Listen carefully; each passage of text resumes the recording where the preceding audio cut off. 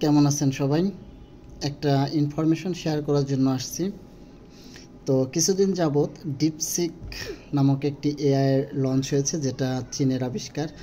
তো ডিপসিক ছাড়াও আমরা চ্যাট জিপিটি 3.5 ভার্সন এবং 4 ভার্সন সম্পর্কে অনেকেই জানি, এবং গুগলের একটা নতুন এআই আমাদের ফোনে অথবা ব্রাউজারে লঞ্চ অ্যাটাচড করা আছে, সেটা হচ্ছে জেমিনি।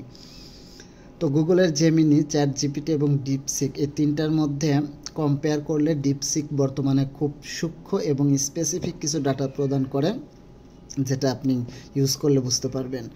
তো আজকে একটা জিনিস লক্ষ্য করলাম যে ডিপসিকের লাস্ট আপডেট হচ্ছে 2023 সালের নভেম্বর পর্যন্ত।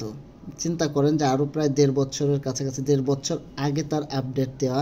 সে এত সূক্ষ্ম তথ্য আমাদেরকে প্রদান করছে। এবং আপনি যদি যে আমাদের 24-এর গণ অভ্যুত্থান এবং রিসেন্টলি যে ঘটনাগুলো ঘটছে এই সম্পর্কেও যদি আপনি কিছু তথ্য তার কাছে চান, সে খুব সুন্দর স্পেসিফিক তথ্য দেবে।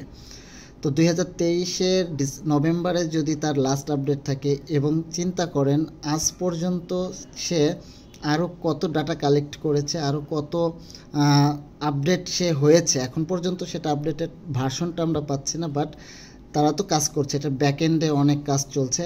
না যে ইউজার ইন্টারফেসে হয়তো পরিবর্তন আসেনি, বাট ব্যাকএন্ডে কিন্তু অনেক আপডেটের কাজ চলছে আমার যতটুকু ধারণা।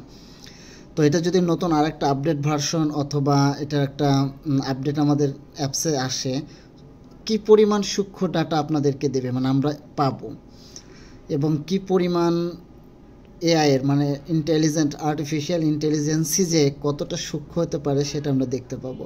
সে অপেক্ষায় আছি। আপনারাও থাকেন, পাবেন। আশা করি ভালো কিছু হবে। ভালো থাকবেন। আল্লাহ হাফেজ।